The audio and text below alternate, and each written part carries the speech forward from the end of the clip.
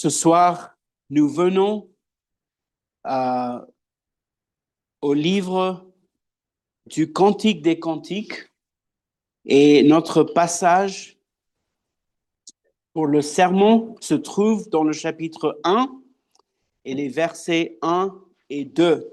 Le Cantique des Cantiques, chapitre 1 et les 2 premiers versets. Ce sera le sujet de notre méditation ce soir avec l'aide du Seigneur. Alors, le Cantique des Cantiques et chapitre 1. Le Cantique des Cantiques qui est de Salomon, qu'il me baise des baisers de sa bouche, car tes amours sont plus agréables que le vin. Amen. Que le Seigneur bénisse sa sainte parole. Ce soir, on continue notre préparation à venir à la table du Seigneur et Dieu nous commande de nous examiner et de préparer nos cœurs pour que nous puissions venir à la Sainte Seine en dépendant de Christ et par la foi en lui. Donc l'apôtre Paul dit dans 1 Corinthiens chapitre 11, « C'est pourquoi quiconque mangera de ce pain et boira de la coupe du Seigneur indignement sera coupable envers le corps et le sang du Seigneur. Que chacun donc s'éprouve soi-même, et qu'ainsi il mange de ce pain et boive de cette coupe. Car celui qui en mange et qui en boit indignement mange et boit sa condamnation, ne discernant point le corps du Seigneur. » Et donc, on doit nous examiner avec l'humilité, repentance et foi, et venir à la table du Seigneur comme des pauvres mendiants, des pauvres dans le besoin de la grâce de Dieu. Et le Seigneur nous invite dans sa grâce à venir à lui, et il nous accueille en communion avec lui. Le Seigneur dit à son Église, « Ouvre-moi, ma sœur, ma bien-aimée, ma colombe, ma parfaite. » Et l'Église, l'épouse de Christ, répond et dit à son mari, « Il m'a mené dans la salle du festin, et l'étendard qu'il lève sur moi, c'est l'amour. » Donc le Seigneur nous invite à se nourrir de lui par la foi, à manger un repas somptueux, spirituel de sa grâce et de sa bonté. Et c'est le grand thème du livre, de ce livre, le Cantique des Cantiques. Le grand thème, c'est la communion et l'union que nous avons avec Christ. L'amour entre Christ et son épouse, l'Église. On est faible, mais le Seigneur se montre fort et puissant envers nous. Il est tout suffisant pour son peuple. Il vient à nous ce soir non pour nous condamner, mais pour nous donner sa grâce, son amour, sa consolation. Il vient avec sa grâce suffisante. Et la Sainte Seine est un signe, c'est le signe de cette union et cette communion dont nous jouissons avec notre Seigneur. Dans notre passage ce soir, l'Église, qui est l'épouse de Christ, savoure et apprécie l'amour de Christ et en désire davantage. L'Église exprime son désir pour Christ. Désirez-vous Christ? Languissez-vous après lui? Soupirez-vous auprès de lui? C'est une marque de la vraie foi. soupirez après Jésus? Êtes-vous content avec le minimum? Je connais le Seigneur Jésus au niveau minimum et ça me va. Ou désirez-vous grandir chaque jour dans la connaissance de Jésus-Christ? Avez-vous cette faim pour le Seigneur Jésus? La raison que nous languissons après Christ, la raison qu'on peut dire, ceux qui sont croyants, comme le cerf brame après le courant des eaux, ainsi mon âme soupire ardemment après toi, ô Dieu. C'est parce que Jésus nous a sauvés et il nous a donné l'amour pour lui. Voilà pourquoi nous le désirons. Il est venu à nous et on l'aime parce qu'il nous a aimés au premier. Désirez-vous grandir dans cette communion et l'intimité avec Christ? Examinez-vous. Examinez-vous ce soir par la grâce de Dieu. Identifiez-vous avec l'épouse du verset 2. Est-ce que c'est vous? Est-ce que c'est votre cri? Est-ce que c'est ce que vous désirez plus que tout, qu'il me baise des baisers de sa bouche?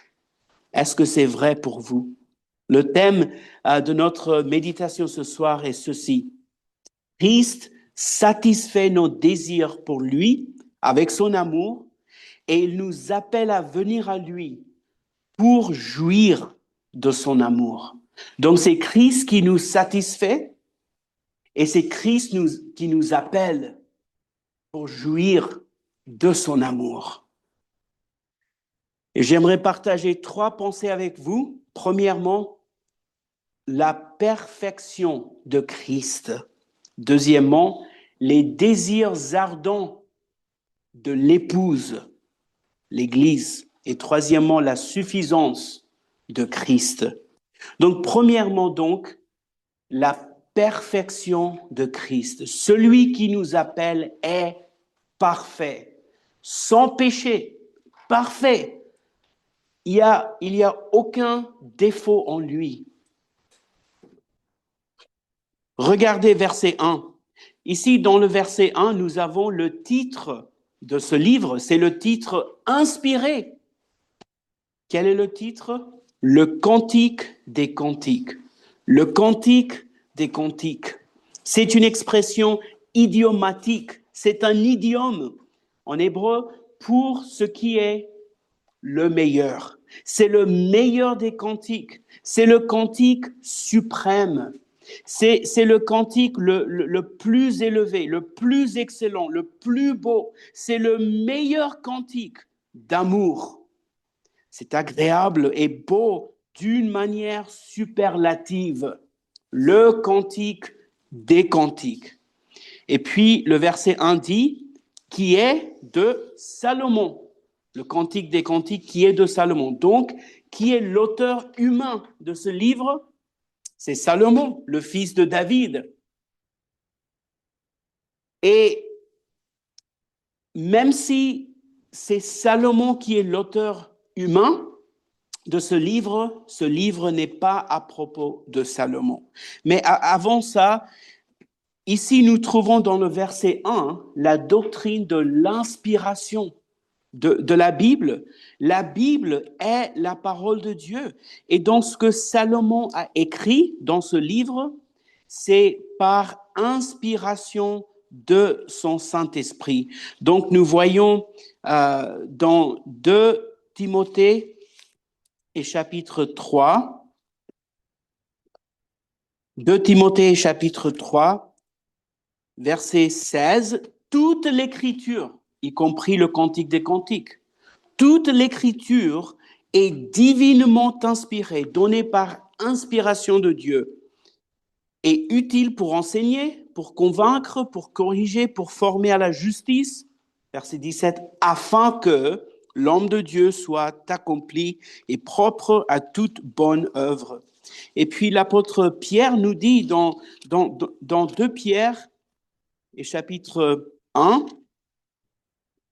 et versets 20 et 21. Sachez tout d'abord ceci, que nulle prophétie de l'Écriture ne vient d'une interprétation particulière ou personnelle, car la prophétie n'a point été apportée autrefois par la volonté humaine, mais les saints hommes de Dieu, étant poussés par le Saint-Esprit, ont parlé. Les saints hommes, y compris Salomon, il a été poussé par le Saint-Esprit. Donc, ce qu'il a écrit ici est parfait, sans erreur, infaillible. La parole de Dieu ne peut pas mentir. Impossible. Pourquoi?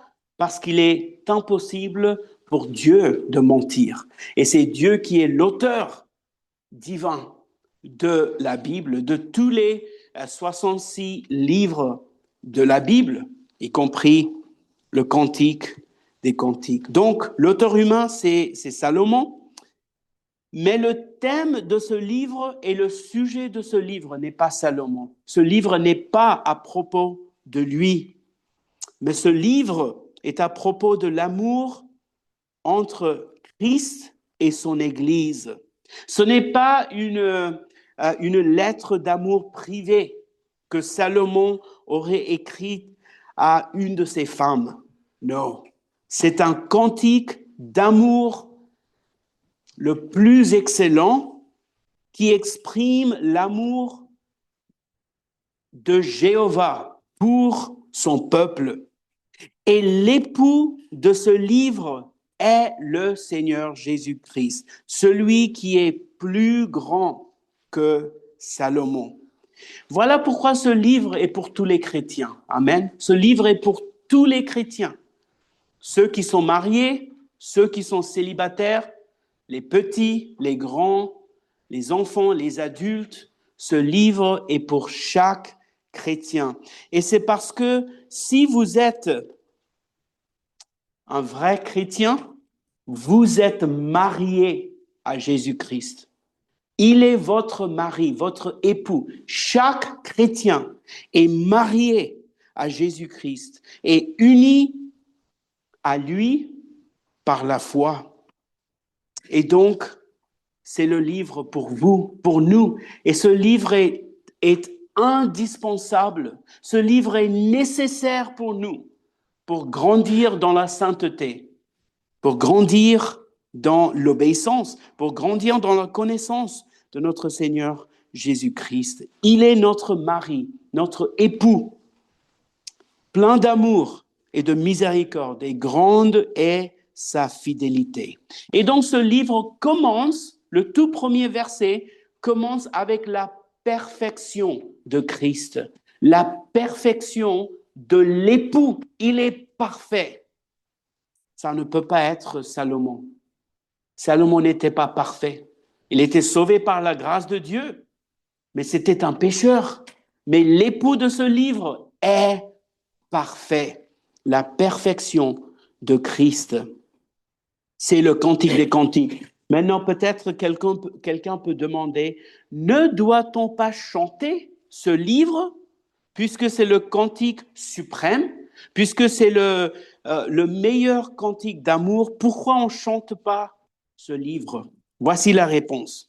Dans un sens, on chante le cantique des cantiques, mais on le chante dans le psaume 45. Quand on chante le psaume 45, on chante en résumé, en sommaire, ce livre, le cantique des cantiques. Et en fait, on a déjà chanté plus que moitié de ce psaume et on va, par la grâce de Dieu, finir le chant du psaume 45. Mais écoutez avec moi, hein, le titre inspiré qu'on voit au début du psaume 45. Ce titre est donné par inspiration de Dieu.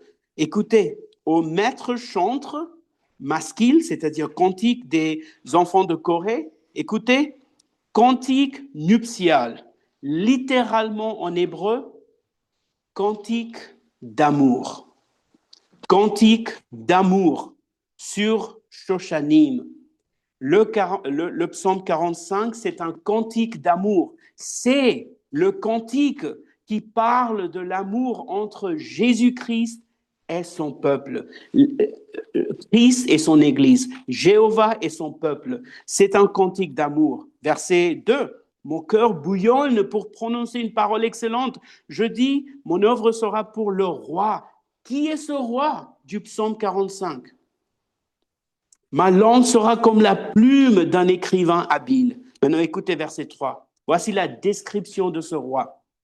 Tu es plus beau qu'aucun des fils des hommes. Est-ce qu'on peut dire ça pour Salomon? Il est le plus beau de tous les fils des hommes? Bien sûr que non. Ce n'est pas Salomon. Celui qui est le plus beau, le plus excellent. La grâce est répandue sur tes lèvres, aussi Dieu t'a béni à jamais. Quelqu'un plus grand que Salomon est ici. Amen. Et maintenant, écoutez dans le verset 7, le roi est appelé Dieu. Verset 7, ton trône, ô Dieu, demeure à toujours et à perpétuité. Le sceptre de ton règne est un sceptre d'équité. Ça ne peut pas être Salomon. Salomon était un grand roi, mais il y a quelqu'un plus grand que Salomon, plus grand que David, le fils de David et le Seigneur de David, le Seigneur Jésus-Christ, qui est non seulement vrai homme, mais il est aussi vrai Dieu. Ton trône, ô Dieu. Et en fait, l'apôtre Paul, on a lu hier dans Hébreux chapitre 1, l'apôtre Paul cite le psaume 45 et le verset 7 pour prouver la divinité du Seigneur Jésus-Christ, n'est-ce pas? Hébreux 1 et verset 8. Mais quand ton Fils, ô Dieu, ton trône demeure au siècle des siècles, et le sceptre de ton règne est un sceptre d'équité. Vous avez entendu ça? Alors l'apôtre Paul applique directement le psaume 45 au Seigneur Jésus-Christ. Le psaume 45 est la clé pour interpréter le cantique des cantiques. Et l'époux du psaume 45 et du cantique des cantiques se réfère directement à Jésus-Christ. Il est l'époux. Il est celui qui est excellent, qui est parfait, qui est tout suffisant pour son peuple, pour son épouse, l'Église. Et donc, ce livre fait référence à notre Seigneur Jésus-Christ, celui qui est appelé Dieu dans le psaume 45. Jésus-Christ, le Messie, c'est une personne divine. Jésus-Christ est vrai Dieu qui est devenu vrai homme. Et il est venu dans le monde pour sauver son épouse, son peuple, son Église, par son sang précieux. Et la parole a été faite chair. Elle a demeuré. Elle a monté sa tente parmi nous. Elle a tabernaclé parmi nous. Et on a contemplé sa gloire, la gloire comme celle de l'unique engendré du Père, pleine de grâce et de vérité. Pleine de grâce et de vérité. Regardez votre Seigneur, votre Rédempteur, combien il est excellent. Et donc, ce livre est indispensable et nécessaire pour nous parce que chacun de nous, on a besoin de ce livre. Ce livre est nécessaire pour que nous puissions grandir dans la connaissance expérimentale de Christ. Ce livre parle de notre mari, de notre époux qui nous aime. Et ce livre est nécessaire pour remuer nos affections, pour augmenter nos affections pour Christ. Ce livre doit avoir un impact expérimental sur nous afin que nous puissions grandir dans notre attachement à Christ. Voyez, voici notre problème. On devient des fois tiède spirituellement, n'est-ce pas? On devient sec, tiède, sans amour. On devient lents à comprendre et spirituellement paresseux. Voilà pourquoi Dieu nous a donné ce livre. Voici le remède. Voici l'antidote contre la tiédeur spirituelle. Ce livre est donné par le Saint-Esprit pour ranimer la flamme de nos désirs pour Jésus-Christ. Voici un antidote à la froideur de cœur. Nous avons besoin de sentir une intensité de désir dans nos cœurs pour celui qui nous a sauvés. Qui est cet époux? Écoutez juste quelques versets de Colossiens, chapitre 2. Colossiens, chapitre 2.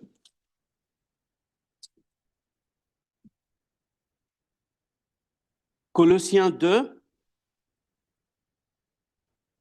et verset 3. En qui, parlant de Jésus, en qui sont renfermés tous les trésors de la sagesse et de la science. Tous les trésors de la sagesse et de la science se trouvent dans le Seigneur Jésus-Christ. Et après, verset 9, car en lui, en Jésus, toute la plénitude de la divinité habite corporellement. Quelle déclaration glorieuse! En Jésus habite toute la plénitude de la divinité. Il est Dieu en chair. Il est celui qui est le Dieu éternel, la seconde personne de la Trinité. Il est devenu homme. Donc vrai Dieu et vrai homme, deux natures unies en une personne, le Seigneur Jésus-Christ. Et maintenant verset 10. Et vous, les chrétiens, vous, l'épouse de Christ, vous avez toute plénitude en lui. Vous avez la suffisance, vous êtes complet dans le Seigneur Jésus-Christ, qui est le chef de toute principauté et puissance.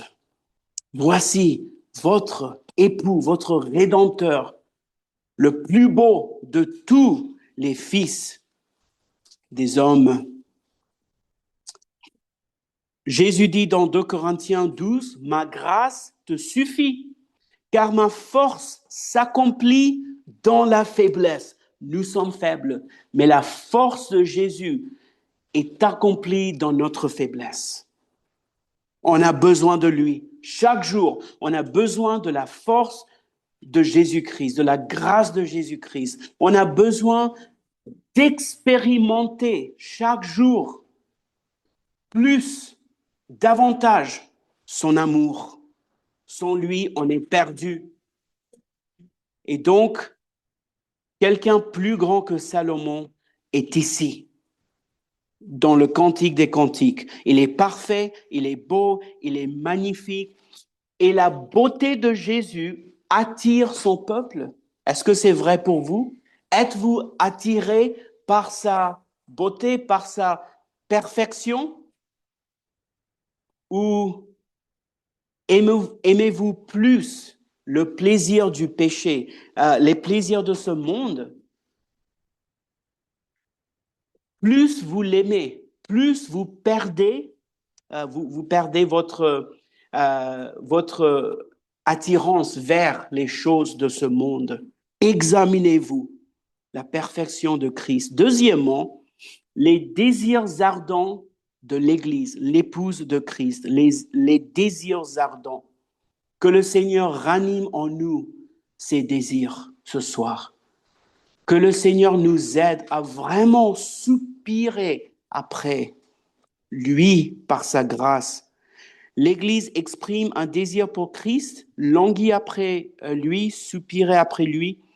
Et la raison pour laquelle l'Église peut parler comme ça, qu'il me baise des baisers de sa bouche, c'est parce que ces désirs ont été suscités par le Seigneur Jésus lui-même. C'est le Seigneur Jésus qui nous a réveillés, qui nous a ranimés, qui nous a attirés vers lui. Et voilà pourquoi on le désire davantage. Donc l'Église dit, dans verset 4, « Entraîne-moi et nous courons après toi. »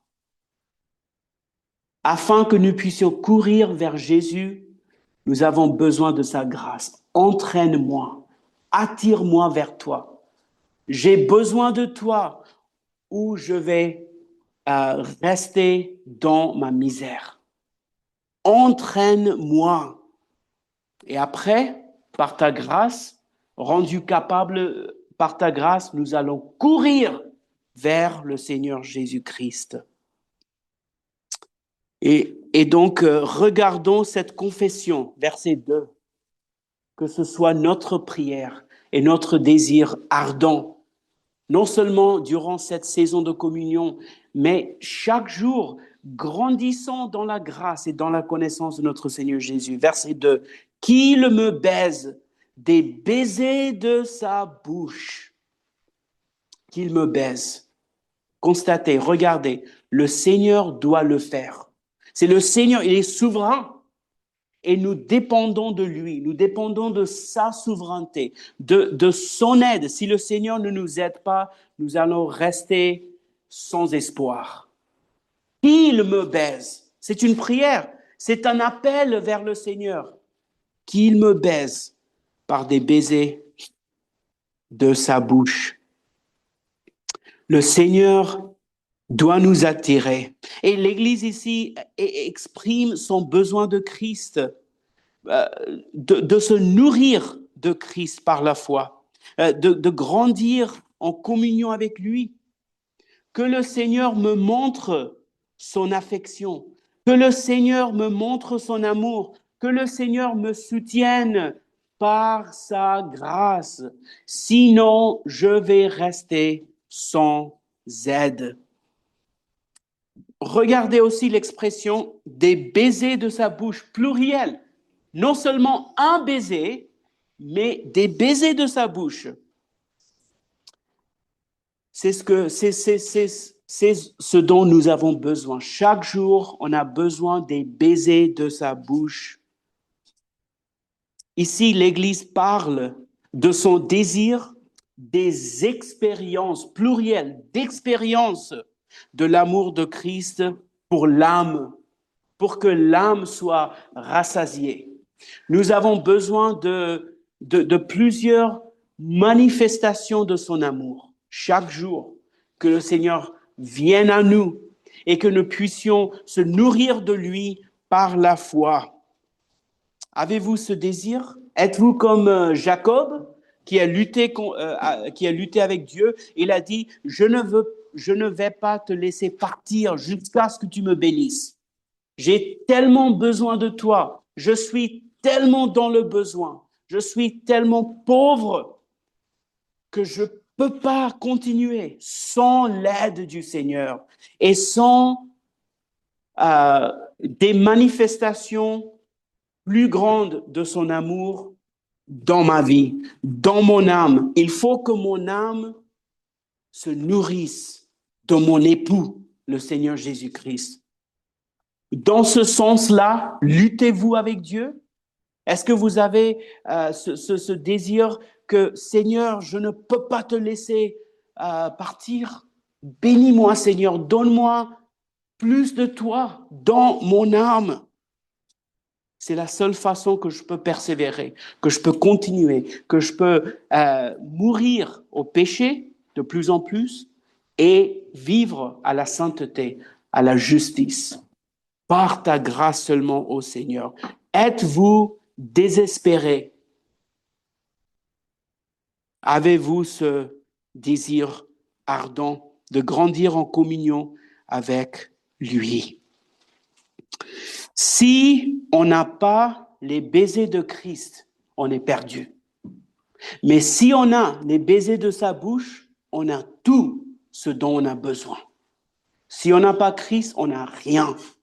Mais si lui, il vient à nous par sa grâce, alors là, nous sommes satisfaits en lui. Donc je vous demande encore, examinez-vous, soupirez-vous après plus de manifestations de son amour, de son amour? Dans cette saison de communion, désirez-vous une augmentation de communion avec lui d'une manière plus intensifiée? Voulez-vous intensifier votre attachement à Christ?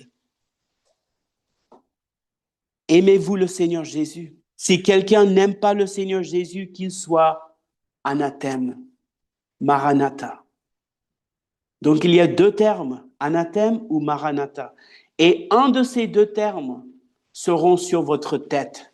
Soit l'anathème, la malédiction, parce que vous n'aimez pas le Seigneur Jésus.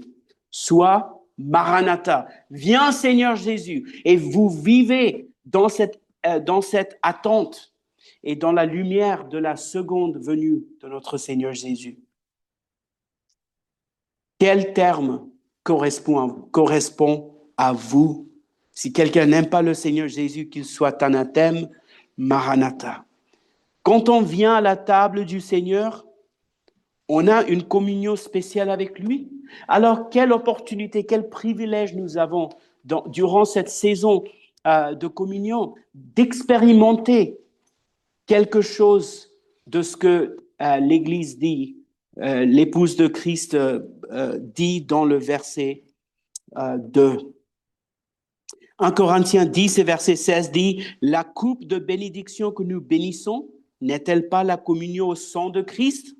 Le pain que nous rompons, n'est-elle pas la communion au corps de Christ? » Quelle bénédiction merveilleuse que nous puissions avoir la communion avec ce Dieu saint, que nous puissions jouir de sa présence, jouir de sa communion. Quand on vient à la table du Seigneur par la foi, on fait la communion avec Christ. Il est là présent et on se nourrit de lui, non d'une manière charnelle ou corporelle, mais spirituellement, par la foi. Par son Saint-Esprit, nous nous approchons de notre Seigneur Jésus-Christ et nous mangeons notre Seigneur par la foi. Nous le recevons, nos âmes sont satisfaites par lui et nos âmes grandissent par la foi en lui. Mes amis, on a besoin de Christ chaque jour. On a besoin de nous nourrir de lui par la foi pour notre alimentation spirituelle et notre croissance dans la grâce. Et notre Seigneur est suffisant pour nous. Il est suffisant pour nous. Alors, ce soir, à tout le monde, nous avons la table de l'Évangile, l'appel de l'Évangile. Et le Seigneur nous appelle chacun de nous à venir à lui par la foi et de le recevoir et de l'embrasser par la foi. Si vous n'êtes pas sauvé, il faut que vous le fassiez aujourd'hui. Il faut que vous preniez le Seigneur Jésus par les bras de votre âme, par la foi.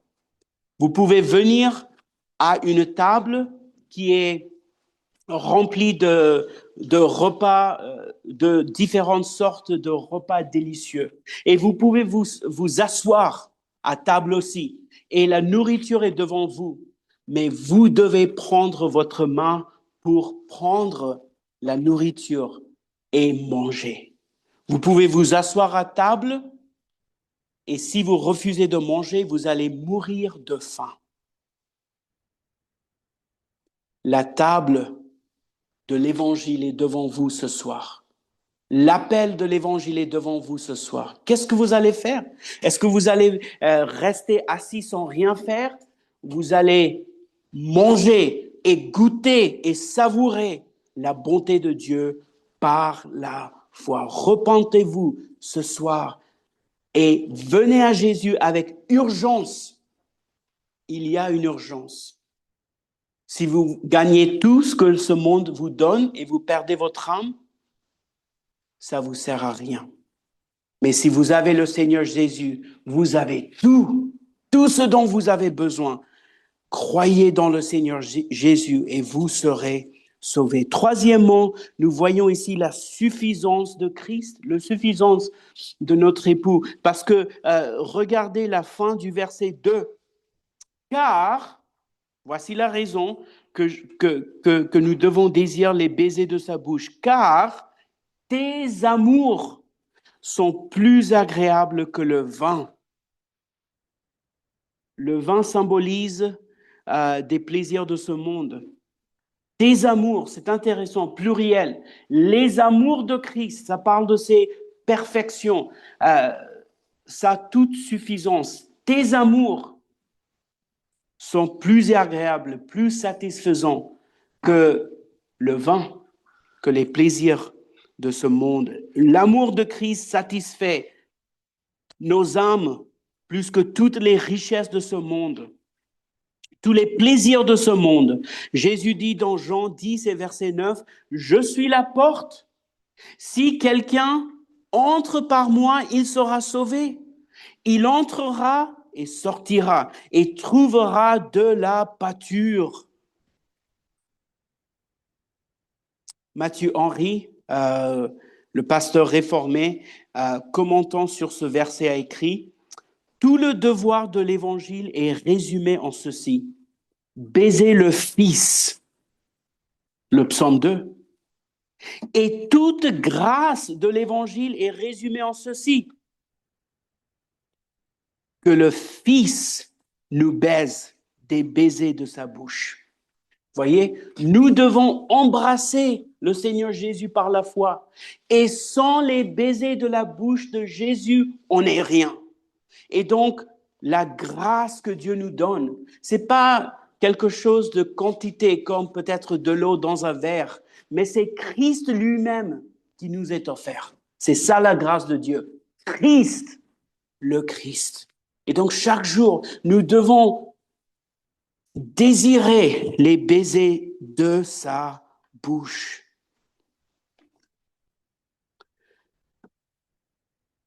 Et les enfants, imaginez, et je suis sûr que c'est vrai pour vous, mais quand vous avez faim, des fois, vous demandez à votre maman de manger, peut-être vous avez faim, et votre maman prépare quelque chose de très délicieux. Et vous êtes tellement reconnaissant. Chaque goût, chaque fois que vous mangez, vous êtes tellement content.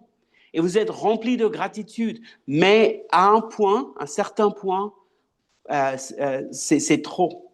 Vous n'avez plus faim. Et maintenant, vous ne pouvez pas manger plus. Et donc, vous êtes reconnaissant, mais il y a une limite de la nourriture que votre maman vous donne.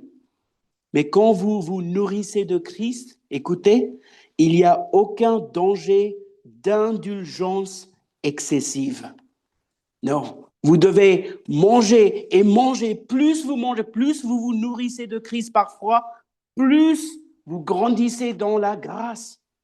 Aucun danger d'indulgence excessive. Donc venez à Christ chaque jour et lisez sa parole.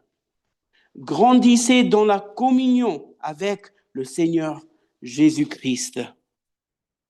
Donnez des baisers à votre Seigneur et recevez les baisers de sa bouche. Maintenant, voyez les enfants, dans l'Évangile, nous lisons que Judas Iscariote a salué le Seigneur avec un baiser. Il a baisé le Fils, mais non pas pour l'adorer, mais pour le trahir. Son baiser était un baiser d'hypocrisie. Nous devons recevoir ce Seigneur avec sincérité. Sincérité. Voilà pourquoi 1 Pierre chapitre 2 nous dit, 1 Pierre chapitre 2 et versets 1 et 2. Ayant donc renoncé à toutes sortes de malice, de fraude, de dissimulation, d'envie et de médisance. Écoutez, désirez avec ardeur, comme des enfants nouvellement nés, le lait spirituel et pur, afin que vous croissiez par son moyen, puisque vous avez goûté que le Seigneur est bon. Avez-vous goûté que le Seigneur est bon? Et donc, comme les petits-enfants, les nourrissons qui ont tellement besoin du lait, vous aussi, désirez avec ardeur, avec ce désir fort, le lait de la parole de Dieu. Comment Jésus nous donne les baisers de sa bouche? Par sa parole, par ce qu'il a dit, n'est-ce pas? C'est sa parole qui nous sanctifie. C'est par la parole de Jésus que la parole de Christ abonde en vous. C'est par sa parole qu'il nous donne son amour, sa grâce et nous fortifie. Aimez-vous la parole de Christ? Lisez-vous la Bible? Méditez-vous sur la parole de Dieu? Comment pouvez-vous connaître Christ de la parole si vous ne lisez pas la parole de Christ? Si vous n'écoutez pas et recevez pas la prédication de la parole de Dieu avec foi et obéissance. Écoutez-vous seulement, entendez-vous la prédication et puis oubliez ce que vous entendez, ou écoutez-vous avec attention parce que votre âme dépend de ça. La santé de votre âme dépend de la parole de Christ, de la prédication de sa parole.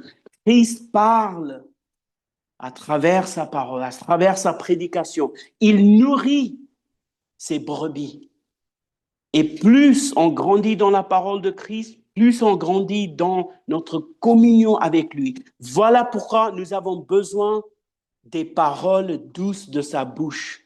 Nous avons besoin de la Bible pleine de consolation, pleine d'espoir pour nous les pécheurs. Le Seigneur est venu, non pas pour nous détruire, mais pour nous sauver.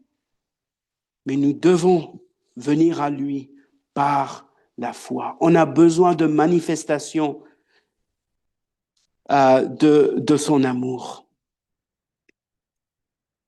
Désires-tu Christ plus que tout? Vous voyez, cette communion avec Christ n'est pas quelque chose d'automatique, mais c'est quelque chose qui va prendre un effort de votre part.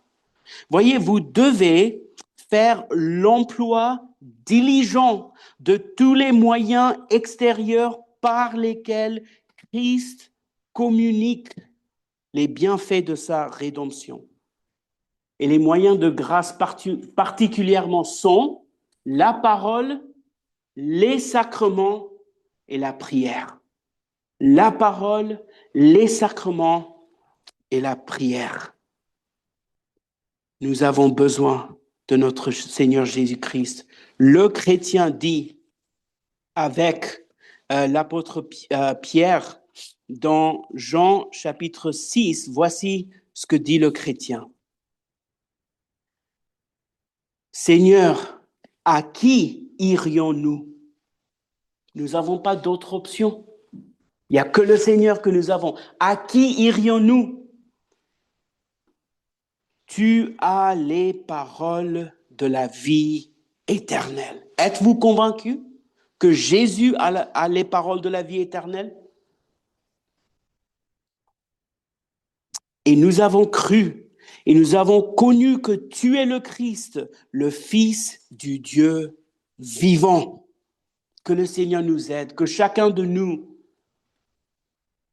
prie et crie au Seigneur pour cette pétition, pour cette supplication, qu'il me baise des baisers de sa bouche, car tes amours sont plus agréables, plus satisfaisants, plus merveilleux, plus beaux que le vin, plus que tout ce que mon âme désire, c'est le Seigneur Jésus. Alors grandissez dans la grâce et dans la connaissance du Seigneur Jésus, notre Rédempteur.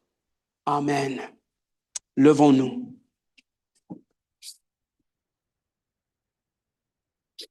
Seigneur Jésus, nous confessons notre faiblesse. Tu es tellement bon et patient avec nous. Tu ne traites pas comme nos péchés méritent, Seigneur. Tu ne traites pas euh, avec violence pour nous détruire. Mais même quand tu nous affliges et nous brises, c'est pour que nous puissions être guéris, pour que nous puissions grandir dans la sainteté. Nous voulons être comme toi, Seigneur. Nous voulons être conformés à l'image de Jésus-Christ. Nous voulons dire avec ton serviteur Jean-Baptiste que Christ augmente en moi et que je diminue. Alors combien on a besoin des baisers de ta bouche, Seigneur. Ici, dans cet endroit, dans cette église, Seigneur, on a besoin de ta grâce surabondante, ta grâce toute suffisante. Sans ta grâce, tous nos efforts seront en vain. Mais si tu es avec nous, Seigneur, on va grandir. Si tu es avec nous, Seigneur, on va vivre dans la sainteté. On va t'obéir et te plaire. C'est ce que nous voulons, Seigneur. Notre chair est faible. Alors aide-nous à être diligents dans la prière. Aide-nous, Seigneur, à communier avec toi, avoir communion avec toi dans la prière, comme des gens désespérés, comme des gens qui ont besoin de toi. Et aide-nous, Seigneur, à jouir de la communion avec toi par ta parole, qu'on puisse lire ta parole chaque jour et estimer ta parole plus précieuse que notre pain quotidien, que nous puissions rassasier nos âmes d'une manière plus importante que même le pain dont nous avons besoin pour nos corps. Tu es le pain de vie, Seigneur. Alors aide-nous. Aide-nous à te suivre. Aide-nous, Seigneur, à grandir dans la connaissance expérimentale avec toi. Pardonne nos péchés, Seigneur. Sanctifie ton peuple. Tu es tellement grand et glorieux. Tu es tellement beau que ta beauté soit manifestée à nos yeux, les yeux de notre foi. Plus on connaît ta parole, plus on voit ta beauté, ta grandeur, ta perfection et ta suffisance pour ton peuple. Seigneur, pardonne-nous parce que on est des fois tiède spirituellement. On est sec, on devient sec et on devient paresseux. Ranime nos désirs ce soir, Seigneur. Ranime nos désirs et aide-nous à courir après toi. Attire-nous vers toi et on va courir, Seigneur. C'est ce dont nous avons besoin. Alors, souviens-toi de ton peuple et glorifie ton saint nom. Amen. On va finir le chant du psaume 45 qui, comme j'ai dit, parle de notre Seigneur Jésus-Christ, ce roi victorieux, et tous les ennemis vont se prosterner devant lui. Et nous devons nous prosterner devant lui aussi. non pas en jugement, mais en adoration. Chaque genou va se prosterner devant Jésus, soit en jugement, soit en adoration. Alors, qu'est-ce que vous allez faire ce soir? Adorez le Seigneur Jésus, adorez ce grand roi qui vous appelle. Prosternez-vous devant lui. On va chanter couplets 7 et 8 à la louange de notre époux, notre mari, notre Rédempteur, le Seigneur Jésus-Christ, vrai Dieu et vrai homme.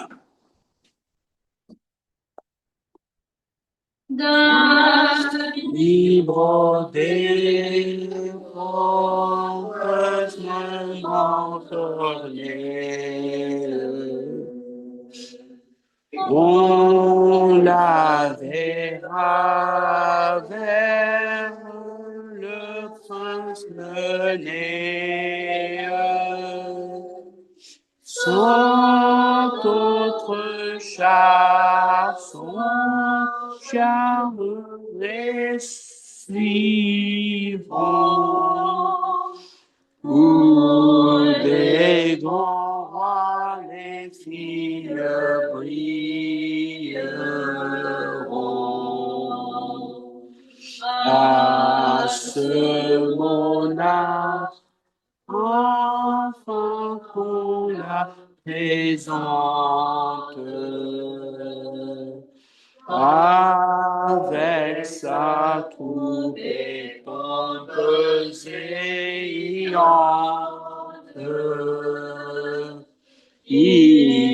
a conduit au superbe palais où régneront et la joie et la paix. Sans regretter la maison de terre, sans ceci voir comme tu prospères. Pense au bonheur de te voir tes enfants, que tu feras partout à triomphant.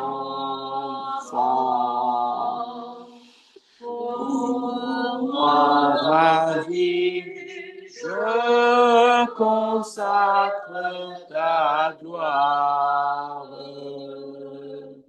Des chants sacrés d'éternelle mémoire qui porteront les peuples à venir à te louer sans cesse, à te bénir. Levons-nous. La grâce du Seigneur Jésus, l'amour de Dieu et la communion du Saint-Esprit soient avec vous tous. Amen.